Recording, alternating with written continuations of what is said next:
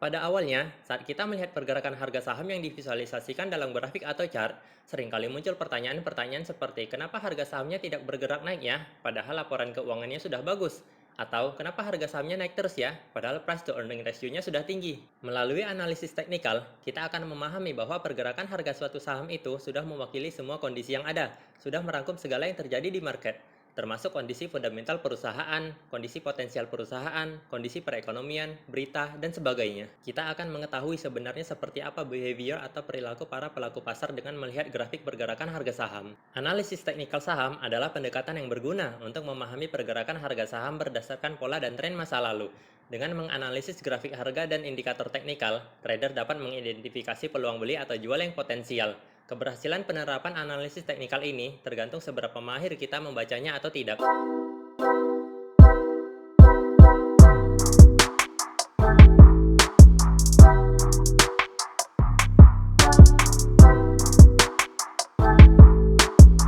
Trading plan yang menjadi kunci dalam mencapai kesuksesan trading. Selanjutnya, kita perhatikan tahap-tahap yang ada dalam siklus saham.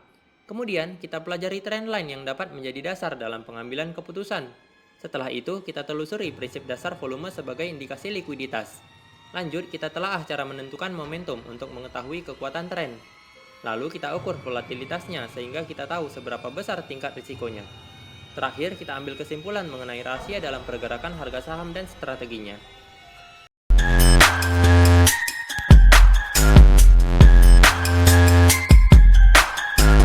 Ada beberapa hal penting yang harus diketahui agar kita bisa mengambil keputusan dari analisis grafik pergerakan harga saham, seperti pattern, trend, candle, dan indikator sederhana yang akan kita bahas di video kali ini, seperti support resistance, moving average, dan volume.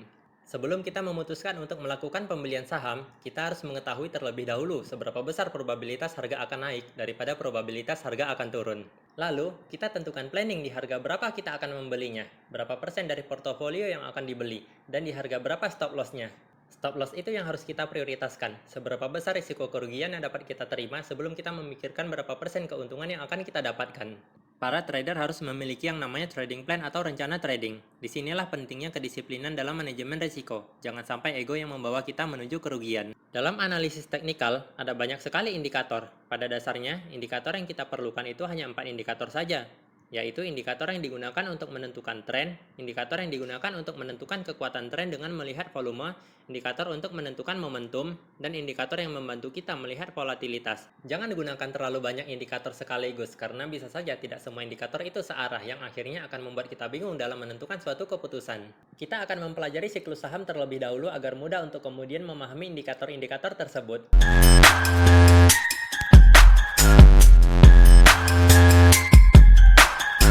Harga saham terus-menerus bergerak fluktuatif, artinya harga saham bisa naik dan bisa juga turun.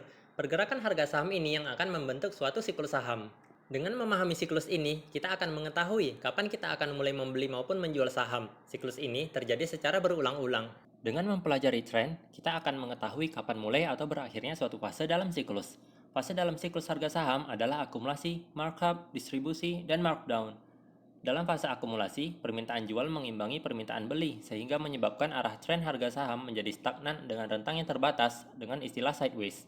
Pada fase ini, para value investor dan big money banyak membeli saham. Kita hanya perlu menggunakan analisis teknikal dasar yang berupa support atau batas bawah dan resistance atau batas atas, yang akan saya jelaskan kemudian. Fase akumulasi ini akan berakhir dan akan berlanjut ke fase markup jika terjadi breakout, yaitu terbentuknya puncak harga yang lebih tinggi yang dinamakan dengan higher high daripada puncak harga sebelumnya, serta terbentuk harga terendah yang lebih tinggi yang dinamakan dengan higher low daripada harga terendah sebelumnya. Saat pergerakan harga saham masuk fase markup atau dengan kata lain uptrend atau bullish, arah tren menunjukkan kenaikan.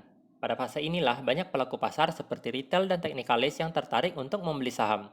Dengan adanya permintaan beli yang lebih tinggi daripada penawaran jual, maka harga saham akan terus menunjukkan kenaikan. Selanjutnya, ketika harga saham membentuk puncak tertinggi lalu kemudian turun dan bergerak sideways dinamakan dengan fase distribusi. Adanya permintaan beli yang masih cukup besar namun diimbangi dengan tekanan jual yang seimbang. Artinya, bullish dan bearish sama-sama dominan dalam jangka waktu tertentu. Para big money mulai melakukan penjualan saham pada fase ini.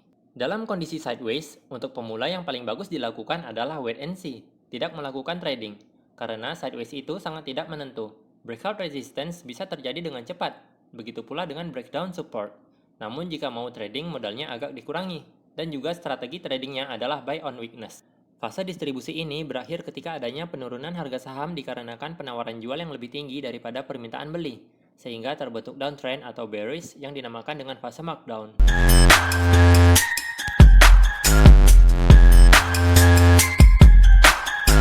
Ada sangat banyak saham di bursa.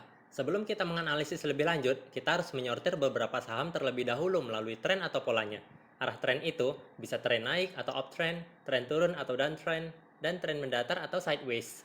Menurut analis teknikal, pergerakan harga saham itu selalu mengikuti tren atau pola yang terbentuk dan akan terus berlanjut sampai ada tanda-tanda perubahan pola menjadi pola yang baru atau dengan kata lain berbalik arah. Ada kecenderungan kuat bahwa perilaku para pelaku pasar saat ini merupakan reaksi yang sama dengan yang terjadi di masa lalu, yang berkaitan dengan bagaimana cara mereka berhadapan dengan informasi yang mempengaruhi pasar. Ada cara yang mudah untuk menentukan tren. Di sini saya akan menjelaskan dengan cara yang paling sederhana namun efektif, yaitu support resistance dan moving average. Support itu area harga tertentu yang menahan pergerakan harga sehingga sulit untuk bergerak turun lebih jauh. Saat menyentuh area ini, harga cenderung akan kembali naik. Ibaratnya lantai, bola akan memantul jika jatuh ke lantai. Dan resistance itu area harga tertentu yang menahan harga sulit bergerak lebih tinggi. Jika mengenai area ini, harga cenderung akan kembali turun. Ibaratnya seperti plafon atau langit-langit. Bola akan kembali ke bawah jika mengenai plafon. Namun, support dan resistance bisa ditembus oleh harga. Jika support ditembus ke bawah, itu dinamakan dengan breakdown support, sehingga yang tadinya support menjadi resistance dan mencari support berikutnya. Begitu pula jika resistance ditembus ke atas, itu dinamakan dengan breakout resistance, sehingga yang tadinya resistance sekarang menjadi support dan harga akan mencari resistance yang baru.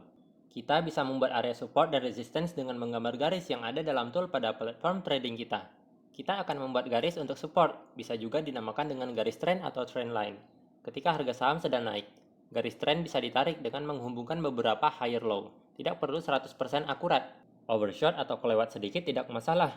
Dan untuk resistance, kita bisa menarik garis yang menghubungkan higher high.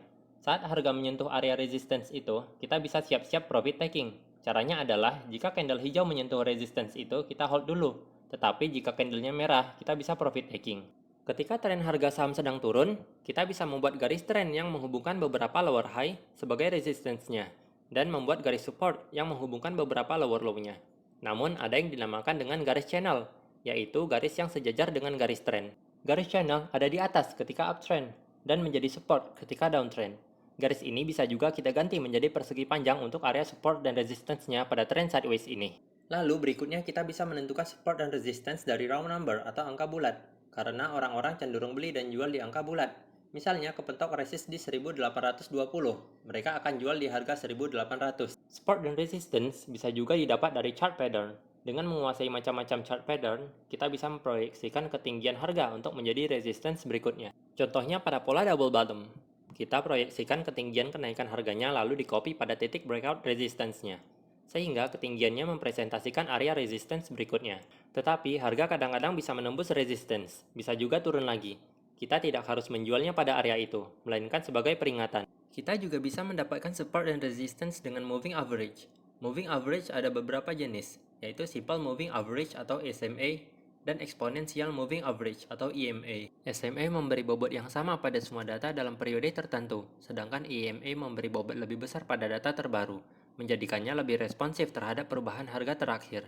Jika Anda ingin mengidentifikasi tren jangka pendek, EMA dapat memberi sinyal yang lebih cepat ketika harga bergerak cepat. Ini dapat membantu Anda untuk mengidentifikasi tren lebih awal. Namun, jika Anda lebih tertarik pada tren dengan jangka yang lebih panjang, SMA memberikan pandangan yang lebih stabil. Penting untuk diketahui, karena EMA memberikan bobot lebih pada data terbaru. Sinyal crossover antara dua EMA, misalnya EMA 9 hari dan EMA 21 hari, mungkin lebih sering terjadi daripada crossover antara dua SMA. Namun, ini juga bisa menghasilkan sinyal palsu. Anda juga bisa menggunakan kedua jenis MA. EMA untuk mengidentifikasi tren awal, sementara SMA untuk mengonfirmasi tren jangka panjang. Selanjutnya, tentukan periode waktu yang sesuai. Umumnya, investor yang cenderung trading jangka pendek lebih cocok menggunakan moving average 5, 10, 20, dan 50 hari. Sementara, bagi investor jangka menengah hingga panjang, umumnya menggunakan moving average periode 50, 100, dan 200 hari. Perhatikan apakah harga saham cenderung berada di atas atau di bawah moving average. Saat moving average ada di bawah harga, bisa jadi support. itu bisa mengindikasikan tren naik.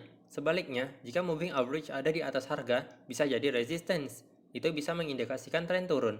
Ketika lagi sideways, moving average bakal dilalui terus oleh harga. Juga perhatikan persilangan atau cross antara moving average dengan harga saham.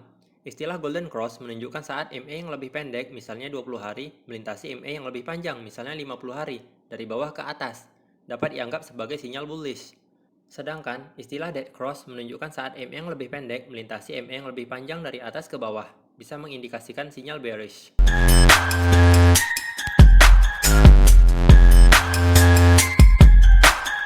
Volume perdagangan mengindikasikan tingkat likuiditas dan volatilitas atau fluktuasi saham yang diperjualbelikan oleh para pelaku pasar.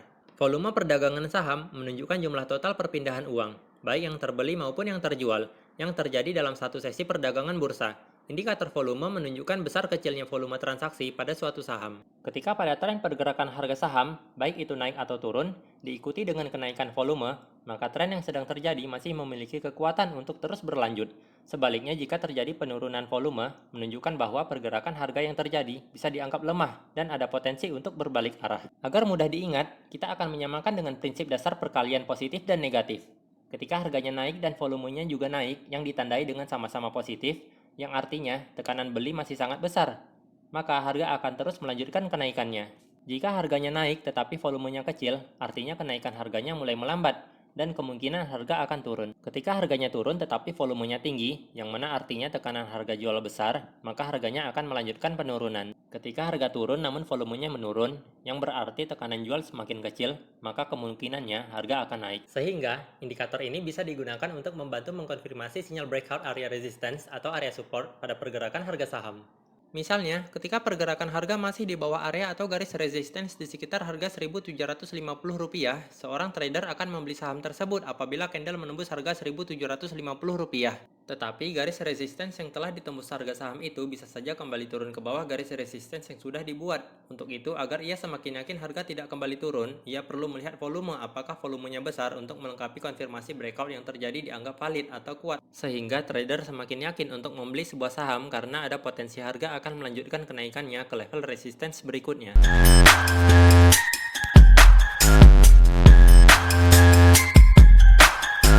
Momentum dalam analisis teknikal saham mengacu pada kecepatan perubahan harga suatu saham dalam periode waktu tertentu. Ketika harga saham mengalami pergerakan cepat dan kuat, maka momentumnya dianggap tinggi. Sementara ketika harga saham bergerak lambat atau datar, maka momentumnya dianggap rendah. Momentum yang tinggi dapat mengindikasikan bahwa tren kenaikan harga akan berlanjut, sehingga bisa menjadi saat yang baik untuk membeli saham. Sebaliknya, momentum yang rendah dapat menunjukkan potensi pembalikan arah, sehingga bisa menjadi saat yang baik untuk menjual saham. Para trader menggunakan indikator momentum seperti RSI, Relative Strength Index, atau MACD, Moving Average Convergence Divergence. Indikator ini membantu dalam mengidentifikasi apakah suatu saham sedang mengalami tren naik yang kuat atau bullish, atau tren turun yang kuat atau bearish. MACD yang akan saya jelaskan kali ini, caranya adalah dengan mengikuti dua garis yang terlihat pada indikator. Garis MACD merupakan perhitungan selisih antara dua EMA, Exponential Moving Average, umumnya EMA 12 periode dan EMA 26 periode. Jika garis MACD bergerak di atas garis sinyal, itu menunjukkan tren bullish atau naik. Dan jika bergerak di bawah garis sinyal, itu menunjukkan tren bearish atau turun. Garis sinyal adalah EMA 9 periode dari garis MACD.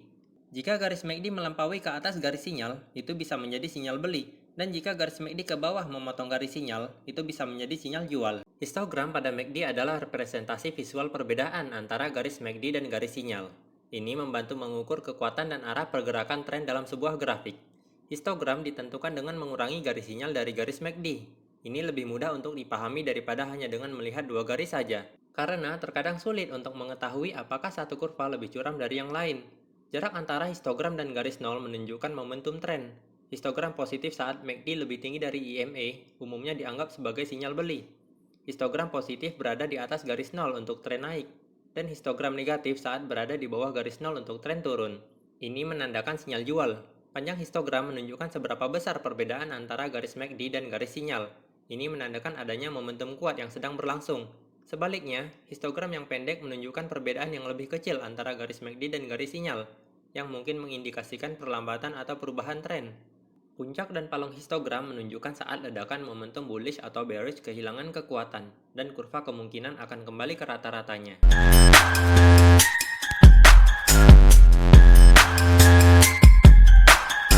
Volatilitas adalah ukuran fluktuasi pasar atau perubahan harga dalam jangka waktu tertentu. Volatilitas menggambarkan tingkat risiko dan ketidakpastian dalam pasar keuangan. Ketika volatilitas tinggi, harga saham dapat bergerak dengan cepat dan signifikan. Sebaliknya, volatilitas rendah menunjukkan perubahan harga yang lebih stabil, lambat, dan terbatas. Para trader mengamati volatilitas untuk memahami potensi keuntungan atau risiko saat membuat keputusan investasi dan manajemen risiko. Indikator seperti average true range, Bollinger Bands, dan standard deviation digunakan untuk mengukur dan menganalisis volatilitas pasar. Indikator Bollinger Bands yang akan saya gunakan dalam penjelasan kali ini. Bollinger Bands dapat membantu trader mengidentifikasi peluang beli dan jual, serta momen kapan harga dapat berbalik arah. Bollinger Bands terdiri dari 3 garis. Garis tengah atau middle band adalah simple moving average. Biasanya yang digunakan adalah SMA periode 20, tetapi periode ini bisa disesuaikan dengan preferensi trader, dan 2 garis lainnya berada di atas dan di bawah simple moving average. Garis atas atau upper band yang menunjukkan batas atas atau resistance adalah moving average. Umumnya yang digunakan adalah moving average. Nilai standar deviasi yang umum digunakan adalah 2, tetapi bisa juga disesuaikan dengan preferensi trader. Dan garis bawah atau lower band yang menunjukkan batas bawah atau support dihitung dengan mengurangi nilai beberapa standar deviasi dari simple moving average. Jarak antara garis-garis ini akan menyempit ketika volatilitas rendah dan melebar ketika volatilitas tinggi. Saat harga mendekati salah satu garis batas, ada kemungkinan besar terjadi pembalikan harga atau penerusan tren.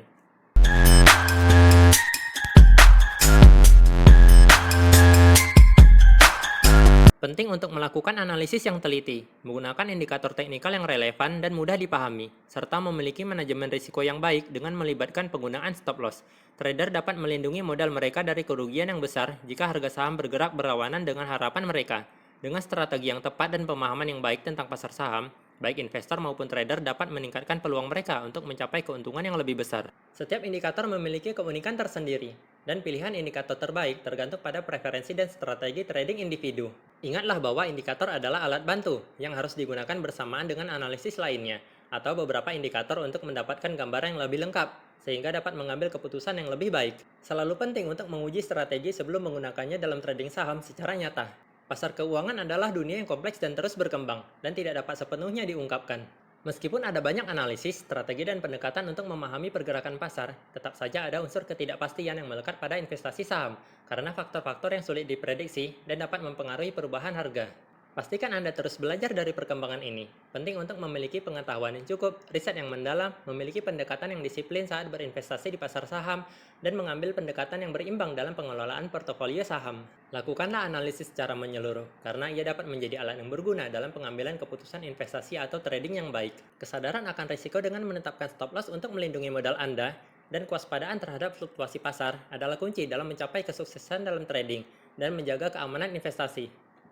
Tetapkanlah batas risiko Anda untuk setiap trading. Pastikan Anda tidak trading lebih